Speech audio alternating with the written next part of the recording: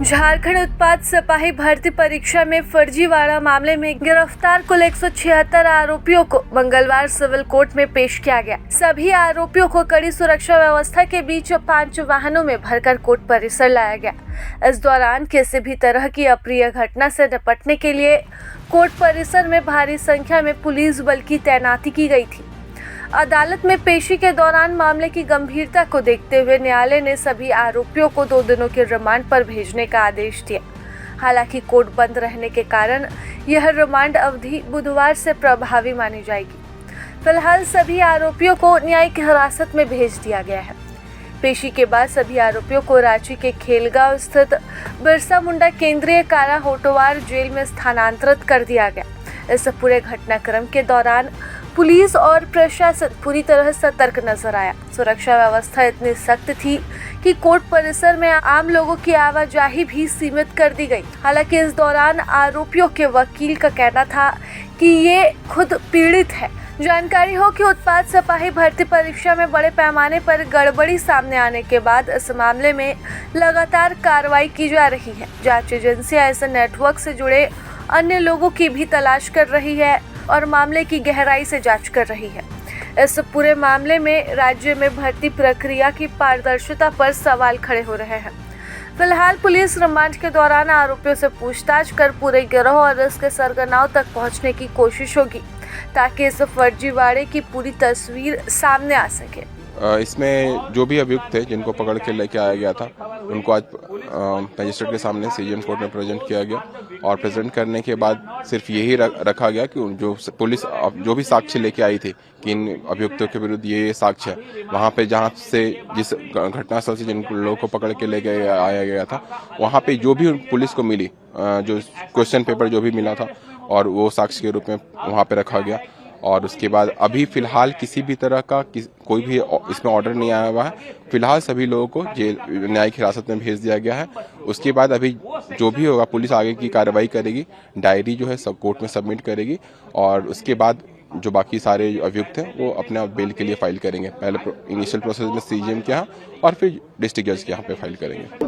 159 अभ्यर्थी वहाँ पे मौजूद थे और गैंग के कुछ मेंबर्स मौजूद थे जो कुछ क्वेश्चन पेपर को उनको रटवाया जा रहा था। जो बात हुई थी कि सुबह सुबह उनको एक लोकेशन दी गई थी, वहाँ से उनको पिकअप किया गया। उनके जो मोबाइल फोन है, एडमिट कार्ड है, ओरिजिनल डॉक्यूमेंट्स है, सबको एजेंट द्वारा ले लिया गया और उसके बाद खुद की गाड़ी से एजेंटों ने वहां पे उस लोकेशन पे उनको पहुंचाया। एक बार जब सब इकट्ठा हो गए तो उनको एक कथाकथित जो आउट हुआ था पेपर उनको रटवाया जा रहा था, लेकिन जब मिलान किया गया तो वो पेपर्स नहीं मिले। लेकिन जब रेड हुई तो हमें काफी मात्रा में वैसे पेपर्स मिले जो उनको रटवाया जा रहा था।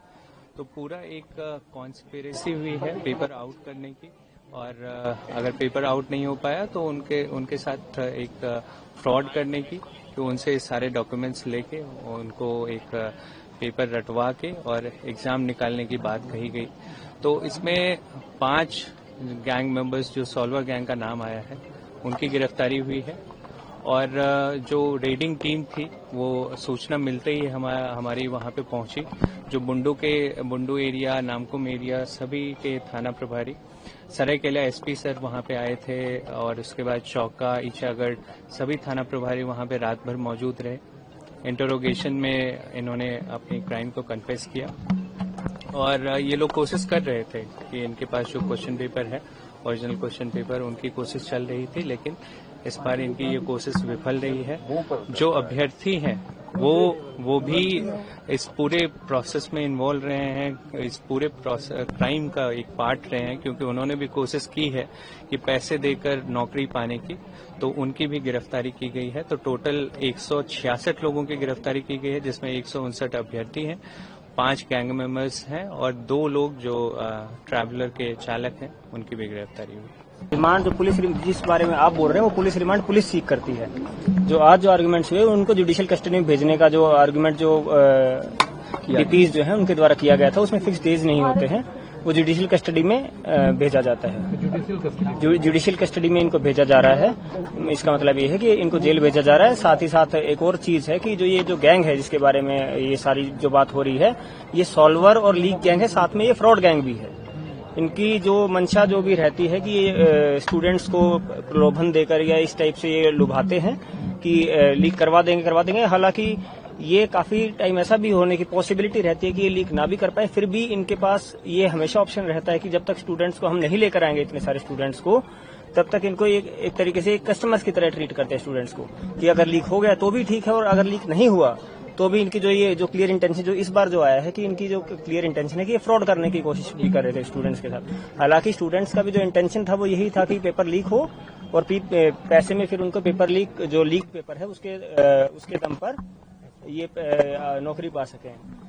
इसकी पेपर लीक की पुष्टि नहीं हुई है। हालांकि इंटेंशन जो है स्टूडेंट्स का उसकी पुष्टि हुई है। साथ ही साथ जो ये गैंग है ये काफी सारे ऐसे प्रीवियस केसेस में इन्वॉल्व भी रहा है। ये लीक गैंग भी है, ये फ्रॉड गैंग भी है।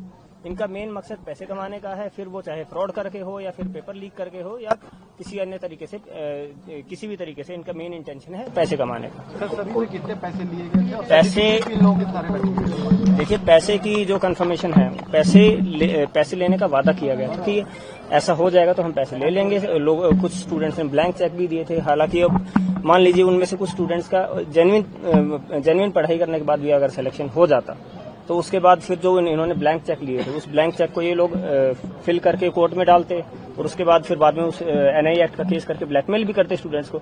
तो काफी सारी इसमें संभावनाएं हैं इसमें। इसीलिए हमारा बार बार ये कहना है कि फ्रॉड कम लीक गैंग है।